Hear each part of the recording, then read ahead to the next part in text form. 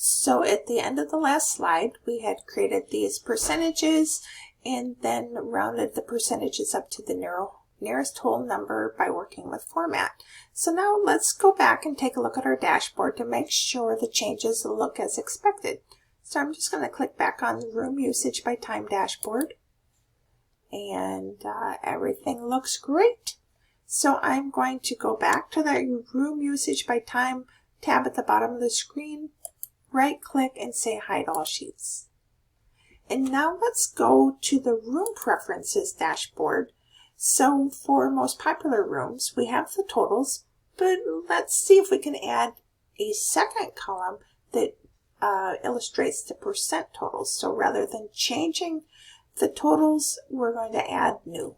So once again, we need to go to the tab at the bottom of the page for our dashboard, right click and unhide all sheets. And then the sheet we're looking for is room usage. So we're going to see if we can add a second column right here on the right side of the dashboard, or of the worksheet. So to do that is really quite simple.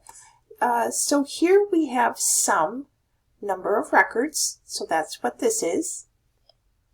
Now let's go ahead and bring in that number of records measured, a second one right under the first one. So we have two items here, number of records and some number of records. So we're going to use that second one and do a quick table calculation to create percent of total. So I'm just going to select the drop down arrow. We're going to do a quick table calculation and then slide over and select percent of total. So now we've created a new measure. So now we need to go, we need to put it into the visualization. So let's go ahead and drag up. The first one is sum, number of records. Don't worry that our formatting has changed. We'll fix it here in a minute. And then let's drag this other one up, which is our percent total. So down here at the bottom, you see we have number of records, and then we have percent of total number of records. So we're moving in the right direction. I prefer to look at this as the kind of in the tabular format that we had before. So under Show Me, I'm going to select this table. And so now let's take a quick peek. We've got the room number, we've got percent of total, and we have number. That's the total number of records. I actually prefer to display the raw number first and then the percent of total second. So we just need to drag the percent of total. I'm going to left click with my mouse, drag that over to the right. So that's good. You can see some of our titles here are cut off. So let's go ahead and create aliases for these things and then adjust the formatting. So for number, I'm going to just hovering over that, and I right click and I say edit alias, and I'm just going to say total. So that looks better.